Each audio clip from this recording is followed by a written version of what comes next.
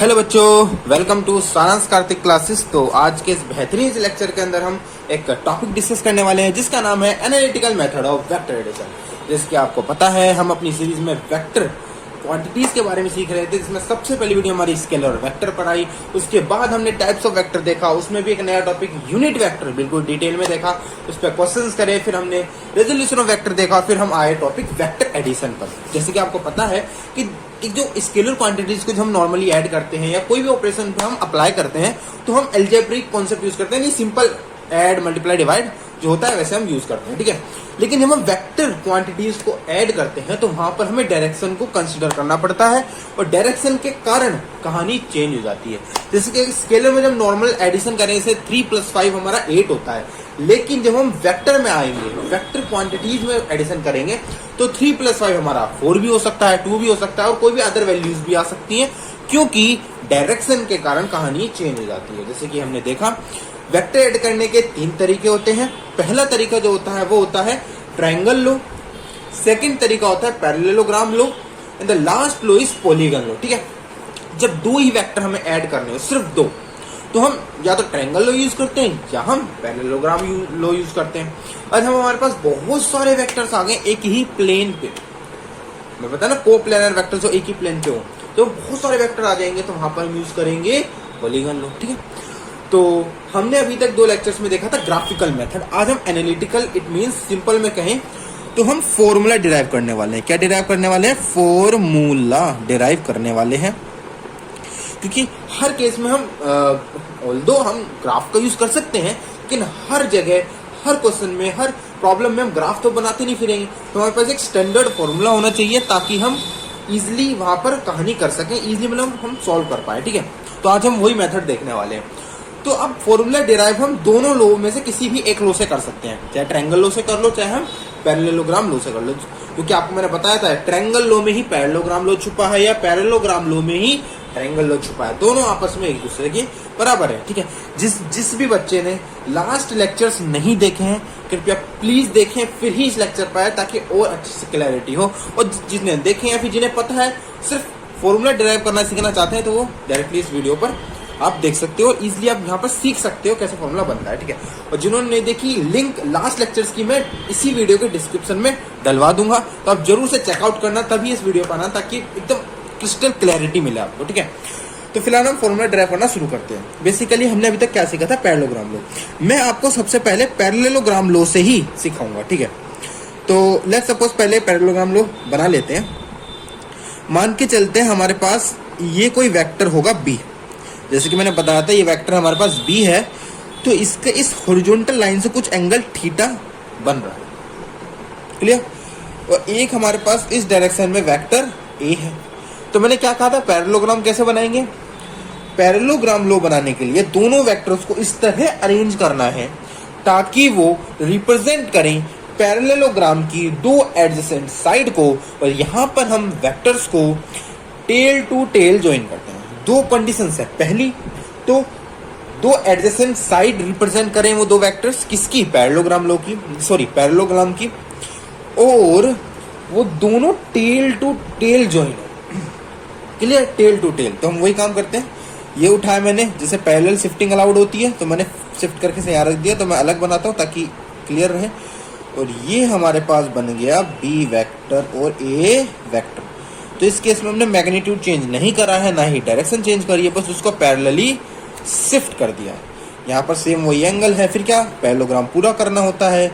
इसके पैरेलल एक लाइन गए, फिर इसके पैरेलल गए, थोड़ा बहुत इसे मतलब रफ बना रहा हूँ तो थोड़ा बहुत मिस्टेक हो सकती है, तो उसको इग्नोर करना, समझना मेन फील क्या है। फिर मैंने क्या कहता है, ऐसा आपने पैरेललोग्राम बना दिया।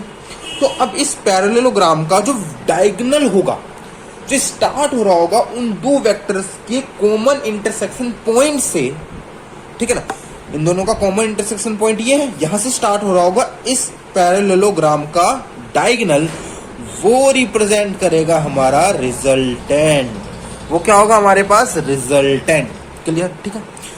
अब हम बनाने जा रहे हैं फॉर्मूला, कैसे डिराइव करेंगे।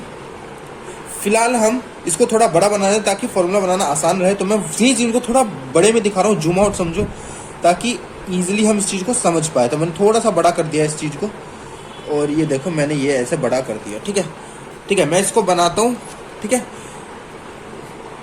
ऑलराइट, तो हमने यहाँ पर डायगोनल कंप्लीट कर लिया है। तो अब देखो यहाँ पर समझो, जैसे मैंने कहा था दो एडजेसेंट साइड्स है हमारे पास, राइट।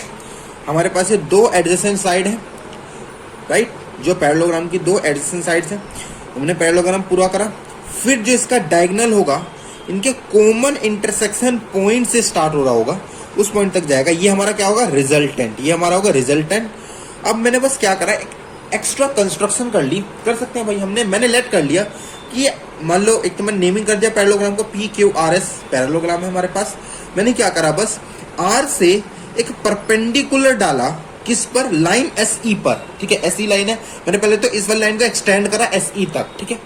फिर मैंने परपेंडिकुलर डाला RT, जो कि परपेंडिकुलर है किसके, SE के। मैं लिख देता हूं कंस्ट्रक्शन में, कंस्ट्रक्शन हमने क्या करी यहाँ पर, है ना, इसका प्रॉपर डेरिवेशन भी होता है ये, कि हमने क्या करा, एक लाइन खींची, यानी draw a line perpendicular to SE। हमने क्या करा, ड्रॉ अ लाइन परपेंडिकुलर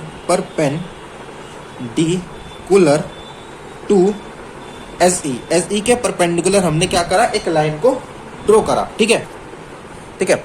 अब मैं इसको कैसे लिख, सॉरी हाँ, परपेंडिकुलर टू SE, ठीक है। हमने क्या करा, यहाँ पर RT इस perpendicular to line SE, clear, ये चीज समझ आ गई।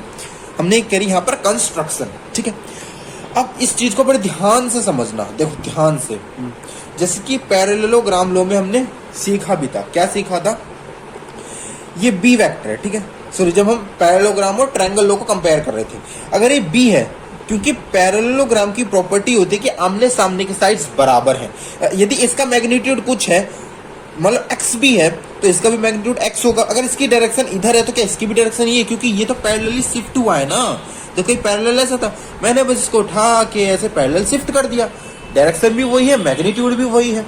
तो क्या मैं इसको B वेक्टर बोल सकता हूँ? जी सर, बिल्कुल बोल सकते हो। सेम चीज हम इसके साथ भी कर सकते हैं, लेकिन हमें इसकी कोई रिक्वायरमेंट नहीं है, ठीक है। तो हमने इसके साथ करा। अगर ये B है, देखो ना, ये मान लो कोई वेक्टर था, इस डायरेक्शन में रख दिया, मैंने इसको जस्ट पैरेलल शिफ्ट करा है, क्या इसका डायरेक्शन चेंज हुआ, क्या इसका कोई मैग्नीट्यूड चेंज हुआ, क्या ये ढक्कन बढ़ के इतना हो गया? नहीं ना, ढक्कन तो ये मान के चलो, ढक्कन ये जो कैप है ये शो कर रहा है लेंथ, इसकी लेंथ शो कर रही है मैग्नीट्यूड ऑफ B वेक्टर, और यहाँ पर इसकी कोई स्पेसिफिक डायरेक्शन शो हो रही है। तो मैं जस्ट इसको पैरेलल शिफ्ट करा, ऐसे रख दिया, तो अभी भी लेंथ भी उतनी, यानी मैग्नीट्यूड उतना ही और डायरेक्शन भी वही। तो क्या ये B वेक्टर है? बिल्कुल B वेक्टर है। अब देखना मैं क्या करूंगा, माना ये PST, मान लो ये PST कोई एंगल है, कौन सा एंगल है, देखो ध्यान से देखना, ये समझने की कोशिश करना। देखो दो कैप्स समझाता हूँ। क्या ये तो पैरेलल लाइंस है, मैथ में हमने पढ़ा था, ये तो पैरेलल लाइंस है, राइट, ये तो पैरेलल लाइंस है। तो ये क्या है, ये अगर पैरेलल लाइंस है तो ये हमारे पास ट्रांसवर्सल है, राइट, दिस इज ट्रांसवर्सल। अगर ये एंगल थीटा, तो क्या ये एंगल भी थीटा? क्यों?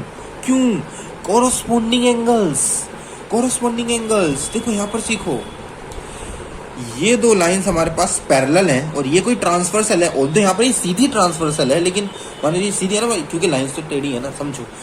ये पैरेलल, ये ट्रांसवर्सल, ये वाला एंगल और क्या ये वाला एंगल बराबर है? हाँ, मतलब ये एंगल 1 है, एंगल 2 है, तो एंगल 1 बराबर है एंगल 2। कोरोस्पोंडिंग एंगल्स, क्लियर, ठीक है। मैथ की प्रॉपर्टी है, ये इक्वल होंगे क्योंकि कोरोस्पोंडिंग एंगल्स है। तो अगर ये एंगल थीटा, तो दिस बिकम एंगल थीटा। और मैंने आपको रेजोल्यूशन ऑफ वेक्टर पढ़ाया है ना, तो अब बस मैं बनाऊंगा नहीं, बस आप मानना इस चीज को। क्या, मैंने स्केल से समझाता हूँ। देखो, अगर एंगल थीटा, जिस लाइन के साथ थीटा होता है उसको क्या बोलते हैं? इसको बोलूंगा मैं B cos theta, B cos theta. अब मैंने वेक्टर क्यों नहीं लगा है? क्योंकि जब हम रेजोल्यूशन को तोड़ते हैं ना, यानी वेक्टर से रिजोल्यू कर देते हैं, तो कोस थीटा साइन थीटा के साथ हम उसके मैग्नीट्यूड को लिखते हैं, ना कि डायरेक्शन, यानी होल वेक्टर को नहीं लिखते, मैग्नीट्यूड को लिखते हैं। क्योंकि डायरेक्शन तो स्पेसिफाई है ना, डायरेक्शन तो वही है जो एक ही है, क्योंकि जब हम उसे तोड़ दिए तो डायरेक्शन तो ऑलरेडी स्पेसिफाई हो गई ना, इसलिए हम मैग्नीट्यूड को लिखते हैं। तो ये मान लो अगर वेक्टर है तो इसके मैग्नीट्यूड को कैसे डिफाइन करेंगे? या तो हम मोड लगा दो या सिंपल इसको B लिख दो। मोड इसलिए लगा कि थोड़ी अजीब लगता है फिर जब डेरिवेशन करते हैं बार बार मोड लगाओ, इसलिए मैंने सिंपल बी लिखा। ये भी मैग्नीट्यूड को ही रिप्रेजेंट करता है, ठीक है। तो बी कोस थीटा, तो इसके जस्ट परपेंडिकुलर क्या कहा था, इसके जस्ट परपेंडिकुलर एक आएगा यहाँ पर, है ना, बना ही रहा हूँ ताकि काफी घिसपिच हो जाएगी फिर। ये जिस परपेंडिकुलर आ जाएगा, जिस परपेंडिकुलर आ जाएगा, क्या ये बी साइन थीटा हो जाएगा? ठीक है सर, अब ध्यान से देखना चाहिए, मैं बना नहीं रहा हूँ, समझना। चलो बना ही देता हूँ, मैं थोड़ी डॉट डॉट बना देता हूँ यहाँ पर, ठीक है, समझ आएगा इजिली। अब ये डॉट डॉट क्या होगा, बी साइन थीटा। अब अगर ये बी साइन थीटा है और अगर ये एक रेक्टेंगल है, ये साइड इसके बराबर है, क्या ये वाली साइड इसके बराबर होगी? अगर ये बी साइन थीटा है, क्या ये भी बी साइन थीटा होगा? क्लियर? दोबारा समझते हैं। ये बी वेक्टर है, ये लाइन बी वेक्टर है, ये थीटा, जिस लाइन के साथ theta B cos theta, right. अब इसके जस्ट परपेंडिकुलर साइन का कंपोनेंट आता है, तो यहां पर साइन आ गया। अब ये क्या बना, रेक्टेंगल। अगर ये आपस में इक्वल होगी, ये वाली आपस में इक्वल होगी। अगर ये बी साइन थीटा, तो this is also be sine theta. Clear? तो हम इसी चीज को जस्ट लिख लेंगे। क्या लिखेंगे? इन ट्रायंगल आर एस टी, देखो आर एस टी ट्रायंगल में, तो ये इन R S T triangle R T किसके बराबर हो जाएगा? बी साइन थीटा के, और एस टी बराबर हो जाएगा, एस टी बराबर हो जाएगा बी कोस थीटा के। दोबारा देखो, R T B sine theta, S T B cos theta. Clear? वही सेम चीज मैंने यहां पर लिख दी है। ओके, अब हम क्या करने वाले हैं, देखो, अब हम होल ट्रायंगल लेने वाले हैं। अब हम लगाएंगे पाइथागोरस का कॉन्सेप्ट यूज करेंगे और रिजल्टेंट। देखो, अब ध्यान से देखना इस चीज को, बड़े ध्यान से देखना। क्या देखना है? ये हमें ये निकालना है। क्या निकालना है? ये। अब ये कैसे निकलेगा? ये ऐसे निकलेगा, अगर मैं इसको एक होल ट्रायंगल मान लूं, इसको ट्रायंगल लिख देता हूं यहां पर मैं। अब लिखता हूं मैं इन ट्रायंगल आर पी टी। देखना, आर पी टी, देखो ट्रायंगल कौन सा है? Are P T. Are P T represent करता हूं, are P T, are P T. इस आर पी टी ट्रायंगल में हमारे पास क्या पी टी पता है? बिल्कुल सर, पी टी साइड हमें पता है, पी टी साइड हमें पता है। वो क्या होगी? P S plus S T. P S भी हमें पता है, ए वेक्टर, और एस टी भी हमें पता है, क्या? B cos theta. क्लियर? क्या हमें आर टी भी पता है? बिल्कुल सर, बी साइन थीटा। हमें ये वाली वैल्यू भी पता है, ये वाली वैल्यू भी पता है। हमें क्या निकालनी है? Third side. कौन सा कॉन्सेप्ट यूज करेंगे? अगर ये देखो यहाँ पर 90 डिग्री, यानी ये राइट एंगल ट्राइंगल है, यानी आर पी टी एक राइट एंगल ट्राइंगल है। तो यहाँ पर हम लगाएंगे पाइथागोरस थ्योरम और हम आर की वैल्यू निकाल लेंगे। बिल्कुल सर। अब बहुत से बच्चों में डाउट आएगा, सर आपने कह दिया P S plus S T equals to P T, ठीक है, लेकिन सर पी एस तो एक वेक्टर क्वांटिटी है, ठीक है, वेक्टर। अब देखो वेक्टर क्यों है? क्योंकि इसकी डायरेक्शन है। अब मैं क्या करूंगा, इसको, इस ए वेक्टर को मैं इसका मैग्नीट्यूड नहीं लिख सकता? क्या इसको ए वेक्टर को ए नहीं लिख सकता? क्या पी एस का मैग्नीट्यूड ए है और एस टी का मैग्नीट्यूड बी है और आर टी का मैग्नीट्यूड बी साइन थीटा है? तो क्या रिजल्टेंट जो आएगा उसका भी मैग्नीट्यूड निकालूं? देखो अभी हमें सिर्फ फोकस करना है आर का मैग्नीट्यूड क्या आएगा। डायरेक्शन के लिए हम अलग कॉन्सेप्ट यूज करेंगे। तो फिलहाल हमें यहाँ पे फाइंड आउट करना है formula for finding the magnitude of this vector. We have to find the magnitude of this vector, ठीक है।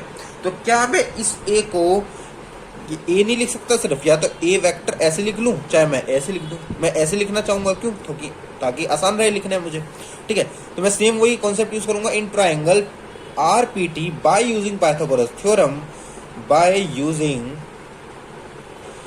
पाइथागोरस थ्योरम, जहां पे हाइपोटेन्यूज का square is equals to perpendicular square plus base का स्क्वायर। अब देखना, यहां पर मैं जो सारी क्वांटिटीज लिखूंगा सिर्फ उसका मैग्नीट्यूड लिखूंगा, सबका क्या लिखूंगा? मैग्नीट्यूड। इस चीज को फोकस करना, ठीक है। अब मैं सिर्फ इसका मैग्नीट्यूड लिखने वाला हूँ। एच पर जो वैल्यू है, पी पे मतलब उसके परपेंडिकुलर या एल्टीट्यूड साइड पर जो मैग्नीट्यूड की वैल्यू है, और बी यानी बेस साइड पर जो मैग्नीट्यूड की वैल्यू है वो हम लिखने वाले हैं। ठीक है, डायरेक्शन हम बाद में कंसिडर करेंगे। ठीक है, एच हमारे पास क्या है, एच जो हमारा है वो है आर एस, सॉरी ये होगा आर पी का स्क्वायर। आर पी जो साइड है हमारे पास वो हाइपोटेनस है, इक्वल्स टू परपेंडिकुलर कौन सी है, ध्यान से देखना। परपेंडिकुलर इसमें अगर हम ध्यान से देखें तो आर पी हमारे पास क्या है, हाइपोटेनस साइड। अब ध्यान से देखना, मैंने लेट कर लिया दिस एंगल भी अल्फा, दिस एंगल भी अल्फा लेट करा है। ठीक है, अब ये एंगल में लेट करा तो इस एंगल के सामने वाली साइड कौन सी है, आर टी। इस एंगल, अब ये वाला एंगल मत देखो, ये तो होल एंगल, ये तो क्यू पी एस वाला एंगल है। नहीं नहीं नहीं, हमें देखना है हमें देखना आर पी एस वाला एंगल। ये अल्फा है, यहाँ पर अल्फा के सामने वाली साइड क्या होती है, यानी एंगल के सामने वाली साइड होती है एल्टीट्यूड यानी परपेंडिकुलर।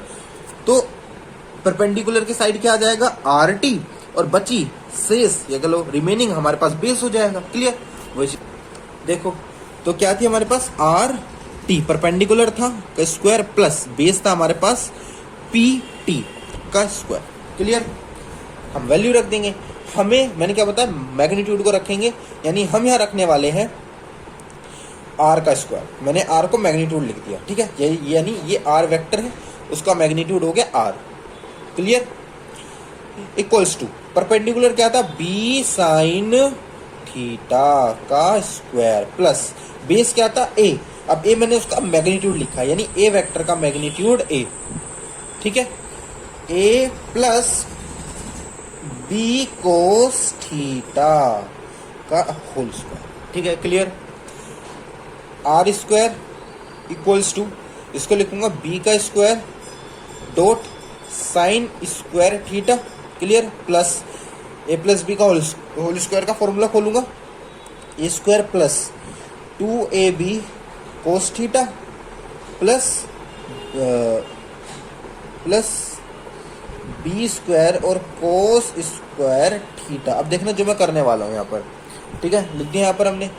अब इसको ध्यान से देखना स्टेप को, आर स्क्वायर इक्वल्स टू, अब ए स्क्वायर को मैंने सबसे आगे लिख दिया प्लस बी, यहाँ भी बी, तो बी स्क्वायर को मैंने कॉमन लिया। ठीक है, कॉमन लिया, क्या आया अंदर, sign square theta plus cos square theta. समझ आई बात, हमने यहाँ से बी को क्या ले लिया, कॉमन ले लिया, अंदर लिख दिया sign square theta plus cos square theta plus 2ab cos theta, 2ab cos theta. अब मैं इसको कैसे लिखूंगा, आर स्क्वायर इक्वल्स टू, अब ए स्क्वायर प्लस, अब sine square theta plus cos square theta equals to 1। ये एक आइडेंटिटी यहाँ पर हम लिख देते हैं, sine square theta plus cos square theta equals to 1 होता है। तो यहाँ पे 1 पुट करूंगा, 1 की मल्टीप्लाई बी स्क्वायर में करूंगा तो सिर्फ बी स्क्वायर आएगा plus 2ab cos theta. Clear, बस ये आ गया हमारे पास फॉर्मूला। तो फॉर्मूला हमारे पास बन के तैयार है, R equals to under root of A का स्क्वायर प्लस बी का square plus 2ab cos theta. तो ये जो हमारे पास आया, दिस इज आवर फॉर्मूला जो हम रिजल्टेंट को फाइंड आउट करने के लिए यूज करने वाले हैं। नोट पॉइंट क्या याद करना है, नोट पॉइंट कि this formula is only used for, this formula is only used for, this formula is only used for finding the magnitude of resultant vector। सिर्फ ये नोट पॉइंट याद रखना कि ये फॉर्मूला सिर्फ और सिर्फ मैग्नीट्यूड को फाइंड आउट करने के लिए यूज होगा रिजल्टेंट वेक्टर। ठीक है, कहीं कहीं किताबों में इसको मैग्नीट्यूड की फॉर्म में लिख देते हैं। कैसे लिखेंगे बताया था ना, मैग्नीट्यूड कैसे रिप्रेजेंट करेंगे, मोड के रूप में। तो कहीं कहीं इसको ऐसे लिखा जाता है, आर वेक्टर का मैग्नीट्यूड, बात तो वही है ना, देखो बात तो वही है, इक्वल्स टू, बस यहाँ थोड़ा समझना, अब ए स्क्वायर है यानी ए वेक्टर का मैग्नीट्यूड का स्क्वायर, बात तो हुई है, ठीक है, प्लस बी वेक्टर के मैग्नीट्यूड मोड लगा दिया का स्क्वायर, प्लस 2a वेक्टर का मैग्नीट्यूड बी वेक्टर का मैग्नीट्यूड कोस थीटा, बात तो हुई ना, ऊपर नीचे दोनों बात सेम है, ठीक है, बस मैंने मैग्नीट्यूड को इस तरह लेट करा था, कहीं कहीं किताबों में ऐसे लिखा जाता है, बात सेम ही है, दोनों का मतलब मैग्नीट्यूड ही, क्लियर हुआ, ठीक है। तो आई होप ये डेरिवेशन एकदम क्लियर हुआ होगा, ठीक है, ये डेरिवेशन सिंपल है। अब मैं आपको बताता हूँ कि सेम डेरिवेशन हम ट्रायंगल लॉ से भी निकाल सकते हैं। अब ये आपका होमवर्क है, आपको घर में खुद बैठ के ट्रायंगल लॉ से सेम डेरिवेशन डिराइव करनी है। ट्रायंगल लॉ में क्या है भाई, मान लो ये हमारे पास ए वेक्टर है, ये हमारे पास ए वेक्टर क्या बताया था, हेड टू टेल, यहाँ पे टेल ज्वाइन कर दी, वो बी वेक्टर यहाँ पर आ गया, और इसकी जो थर्ड साइड होगी अपोजिट ऑर्डर में, ये वाली, इसको मैं दूसरे पेन से रिप्रेजेंट करता हूँ, ये वाली हमारे पास इसका रिजल्टेंट होगी, क्लियर। सेम चीज दोहरा देंगे भाई, सेम चीज ही तो करनी है, इसको मैं एंगल लेट अल्फा मान लेता हूँ, सेम चीज करनी है भाई, सेम चीज यहाँ पर लेट कर ली, इसको एक्सटेंड कर दिया, ये एंगल, ये यहाँ पे एंगल मान लो, इसको मैं ऐसे मान के इसको थीटा मान लेता हूँ, बी, मैंने कहा था बी का कोई एंगल थीटा होगा, मैंने बताया था ट्रायंगल लॉ में ये बाहर आता है, यहाँ पे थीटा आ गया, यहाँ पर बी कोस थीटा, यहाँ पर बी साइन थीटा, सेम चीज ट्रायंगल लॉ में भी सेम आ रहा है भाई, बस यहाँ पे थर्ड साइड ही तो नहीं है, मतलब सॉरी ये वाली साइड ही तो नहीं है, पैरेललोग्राम में साइड थी, ट्रायंगल में भी सेम क्या कहानी हो रही है। तो ये आपका होमवर्क है कि आपको ट्रायंगल लॉ का यूज करके सेम फॉर्मूला डिराइव करना है, आपकी प्रैक्टिस भी हो जाएगी और आपको समझ में आ जाएगा और क्रिस्टल क्लियर हो जाएगा, ठीक है। अब क्या होता है इसमें, अब आती है भाई रिजल्टेंट की डायरेक्शन क्या होगी, उसका भी एक प्रॉपर फॉर्मूला है। अब हम वो फॉर्मूला देखने वाले हैं, इसकी मैं देखा जाए तो कोई खास डेरिवेशन नहीं है, ठीक है, नॉर्मली कॉन्सेप्ट में समझना पड़ता है बस डायरेक्शन को फाइंड आउट करने के लिए, ठीक है, वो देखते हैं। चलो अब देखते हैं डायरेक्शन को, ठीक है। अब यहाँ पर आ गया हमारे पास डायरेक्शन का केस, रिजल्टेंट की डायरेक्शन हम कैसे फाइंड आउट करेंगे। सेम डायग्राम में दोबारा से रिपीट कर रहा हूँ यहाँ पर रफ में ही, ये हमारे पास यहाँ पर बी वेक्टर था, ये ए वेक्टर था, थोड़े बहुत चेंजेस हो सकते हैं क्योंकि रफ में बना रहा हूँ मैं, और ये यहाँ पर, और ये हमारा जो रिजल्टेंट इसको अलग से दिखाते हैं, ये हमारे पास रिजल्टेंट, ठीक है। अब ये वाला केस मैं नहीं बना रहा हूँ क्योंकि इसकी कोई रिक्वायरमेंट यहाँ पर नहीं है, ठीक है। अब मैंने क्या बताया था, ये वाला, ये होल एंगल क्या है थीटा, और ये वाला एंगल क्या है अल्फा, ये वाला अल्फा, क्लियर। अब रिजल्टेंट तो आई गया हमारे पास, यहाँ पर रिजल्टेंट है, यहाँ पर ए वेक्टर है और यहाँ पर बी वेक्टर है, देखो जरूरत तो पड़ेगी खैर देखा जाए तो। यहाँ पर इसको बनाई देते हैं, ये हमारे पास क्या था, B sine theta, right, rough में बनाया बी कोस थीटा, ठीक है। हमारे पास था पी, यहाँ पर क्यू, यहाँ पे आर, यहाँ पे एस, यहाँ पर टी और यहाँ पर ई, ठीक है। अब आते हैं बात पर, डायरेक्शन को कैसे फाइंड आउट करेंगे। देखो डायरेक्शन किसी की भी रिजल्टेंट की जो डायरेक्शन होती है ना, वो ये एंगल बताएगा। आपको मैंने बताया था कि जब भी वेक्टर क्वांटिटीज की हम डायरेक्शन की बात करते हैं तो वहां पर हम एंगल को कंसीडर करते हैं, क्योंकि एंगल ही बताता है कि डायरेक्शन क्या है। यानी अगर हमने ये एंगल फाइंड आउट कर लिया तो वी हैव टू, हम फाइंड आउट कर चुके होंगे कि डायरेक्शन क्या होगी, क्योंकि किसी पर्टिकुलर हॉरिजॉन्टल लाइन से कोई चीज कितने एंगल पर इंक्लाइन है, यानी कितने एंगल पर उसने एलिवेशन बनाया हुआ है, कितने एंगल पे उठा हुआ है, वही तो उसका डायरेक्शन है भाई। ऐसे सोचो ना, ये मेरे पास दो वेक्टर है, मान के चलते हैं, पेन से करते हैं कि मान लो मेरे पास ये कैप है, ये एक हॉरिजॉन्टल लाइन है, ये वाली ऐसे, ये कोई हॉरिजॉन्टल लाइन है और मेरे पास कोई वेक्टर है। अभी मान के चलते हैं यहाँ पर ये ईस्ट डायरेक्शन, ये ईस्ट है, तो अभी फिलहाल इसकी पॉइंट कहाँ है, ईस्ट की तरफ, एंगल 0। जैसे जैसे एंगल बना वैसे वैसे इसका डायरेक्शन चेंज हुआ, यानी ये ईस्ट से छोड़ के ऊपर नॉर्थ की तरफ जाने लगा। ऐसे ऐसे एंगल बनता गया नॉर्थ की तरफ, एंगल बनता गया नॉर्थ की तरफ, एंगल बनता गया नॉर्थ की तरफ। तो कहीं ना कहीं एंगल ही डिफाइन हो रहा है ना कि इस पर्टिकुलर हॉरिजॉन्टल से वो कितना उठा हुआ है, यानी 30 डिग्री फ्रॉम हॉरिजॉन्टल 30 डिग्री इसका एंगल है, यानी वो 30 डिग्री ऊपर वो उठा हुआ है उस पर्टिकुलर हॉरिजॉन्टल डायरेक्शन से। समझ आया एंगल कैसे डिफाइन होता है, एंगल कैसे बता रहा है। देखो ये हॉरिजॉन्टल लाइन है, इसकी कोई स्पेसिफिक डायरेक्शन हमें पता है, ठीक है, हमने मान ली। अभी तो फिलहाल हम इसे ईस्ट मान रहे हैं, लेकिन मान लो ये ईस्ट नहीं है, मान के चलो ये कोई हॉरिजॉन्टल लाइन है, पर हमें पता है स्पेसिफिक डायरेक्शन है, कुछ यहाँ पर कुछ भी स्पेसिफिक डायरेक्शन है, सबको पता है, ठीक है।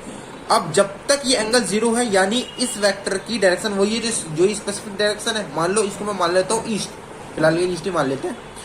ठीक है। अब मुझे पता कर, अब ये ऐसे है, अब मैं कैसे बताऊंगा इसकी डायरेक्शन क्या है, तो मैं क्या बोलूंगा, मैं ईस्ट डायरेक्शन से वो 30 डिग्री उठा हुआ है, ईस्ट से 30 डिग्री उठा हुआ है, तो कोई भी इमेजिन कर लेगा कि भाई 30 ऐसे, 30 डिग्री ईस्ट ऐसे डायरेक्शन में, तो 30 डिग्री उठा हुआ है यानी ऊपर को वो गया हुआ है, यानी उसकी डायरेक्शन कुछ 30 डिग्री ऊपर है ईस्ट से 30 डिग्री के इंक्लिनेशन पर है। तो कहने कि ये एंगल ने डिफाइन करा इस वेक्टर का क्या डायरेक्शन। सेम चीज हम इसके साथ करने वाले हैं। इस रिजल्टेंट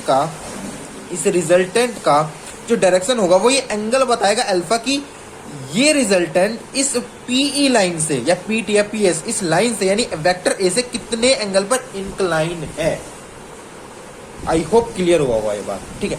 तो मैं एंगल लिखूंगा। अब एंगल कैसे फाइंड आउट करते हैं, तो मैं अब क्योंकि परपेंडिकुलर साइड है और ये क्या है बेस, जैसे हमने पीछे देखा ये एंगल है परपेंडिकुलर और ये बेस, तो परपेंडिकुलर और बेस का जो हमारे पास रिलेशन होता है हमें tan देता है, tan ट्रिग्नोमेट्रिक फंक्शन tan। तो मैं लिखूंगा tan alpha equals to perpendicular upon में बेस, ठीक है। परपेंडिकुलर क्या है हमारे पास, वो है हमारे पास RT और बेस है हमारे पास PT, क्योंकि होल एंगल हमारे पास ये है, ये होल ट्रायंगल है हमारे पास RPT, ठीक है। तो RT अपॉन में PT, परपेंडिकुलर अपॉन में बेस। तो क्या लिखूंगा मैं लिखूंगा tan alpha equals to RT क्या हमारे पास B sin थीटा अपॉन में A प्लस अगेन मैग्नीट्यूड लिया है यहाँ पर क्योंकि फिलहाल डायरेक्शन तो निकाल ही रहे, प्लस B cos थीटा। जी हाँ, ये अजीब सा फॉर्मूला आया, यही हमें एंगल देगा, यानी alpha equals to tan inverse, अभी इनवर्स ट्रिग्नोमेट्री फंक्शन है B sin थीटा अपॉन में A plus B cos theta. Clear. तो जब हम इस फॉर्मूले को सोल्व करेंगे, यहाँ से हम अल्फा की वैल्यू निकालेंगे, यानी tan इनवर्स करके जब हम इस फंक्शन को सॉल्व करेंगे, अजीब सा फॉर्मूला है, इसको सॉल्व करा फिर tan इनवर्स का कॉन्सेप्ट यूज करा, हम यहाँ पर अल्फा की वैल्यू निकाल लेंगे जो हमारे एंगल की फॉर्म में आएगा, तो वही एंगल हमें बताएगा इस रिजल्टेंट का डायरेक्शन क्या है, ठीक है। आई होप क्लियर हुआ होगा, ये एकदम अच्छे से क्लियर होगा कि हम डायरेक्शन कैसे निकालेंगे। तो सेम एक फॉर्मूला था जिसने हमें मैग्नीट्यूड निकाल के दिया था, और ये फॉर्मूला है जो हमें डायरेक्शन को निकाल के देने वाला है, ठीक है। यही दो फॉर्मूले हैं, एनालिटिकल मेथड यही है जिससे हम वेक्टर के दो वेक्टर को ऐड करते हैं, उसका रिजल्टेंट निकालते हैं, ठीक है। दो तरीके, ग्राफिकली एनालिटिकली। ग्राफिकल हम लास्ट लेक्चर्स में देख चुके हैं और एनालिटिकल भी हमने यहाँ पर देख लिया, ठीक है। अब बचे इसके कुछ स्पेशल केसेस होते हैं, ऑल्दो हम फॉर्मूला लगा के यूज कर सकते हैं, लेकिन कई केसेस में अगर हम स्पेशल केसेस को पहले ही देख लें और उन्हें याद कर लें तो हमारे लिए क्वेश्चन पे लगाना इजी हो जाता है। यानी क्वेश्चन देखेंगे फट से स्पेशल केस याद आएगा, अच्छा वो एक नया फॉर्मूला बनता है। यानी स्पेशल केसेस से एंगल के कुछ स्पेशल केसेस फिक्स होते हैं, उन पे कुछ वैल्यूज आती है, कुछ करते हैं, उन वैल्यूज को याद कर लेते हैं, क्योंकि जब क्वेश्चन कर रहे होते हैं ना तो हम, और मान लो क्वेश्चन में जल्दी करना, तो हम पे टाइम नहीं कि फॉर्मूला लगाओ फिर निकालो, नहीं, हमें कुछ स्पेशल केसेस कुछ एंगल वाइज याद कर लेते हैं ताकि कहानी आसान हो जाए। तो बस वो स्पेशल केसेस हमें देखने हैं और कुछ क्वेश्चंस देखने हैं। तो अब इस वीडियो की लेंथ बहुत लंबी हो गई, तो इसलिए हम इसके कुछ स्पेशल केसेस, बढ़िया केसेस, यानी एंगल 90 होगा, एंगल 180 होगा, एंगल 0 होगा, या अगर दो वेक्टर सेम होंगे फिर हम चार एंगल 90, एंगल 60, एंगल 30, एंगल 120, इन सब अलग अलग स्पेशल केसेस पर वैल्यू क्या क्या आ सकती हैं उनको हम देखने वाले हैं, ठीक है। और उन वैल्यूज को हम याद भी कर लेते हैं ताकि हमारे लिए इजी रहे कहानी, ठीक है। बाकी कॉन्सेप्ट पकड़ लेंगे तो और आसान हो जाएगा। तो वो स्पेशल केसेस हम नेक्स्ट लेक्चर में देखने वाले हैं। कुछ साथ साथ कुछ सवाल भी देखेंगे, बढ़िया क्वेश्चंस देखेंगे रिजल्टेंट के, और ये दो वेक्टर को ऐड करके कैसे फॉर्मूला का यूज करके हम कहानी निकाल सकते हैं, कैसे एंगल निकाल सकते हैं, दोनों चीज को हम डिस्कस करने वाले हैं बढ़िया एकदम झक्कास तरीके से, ठीक है। तो आई होप आज का जो लेक्चर आपको समझ आया है।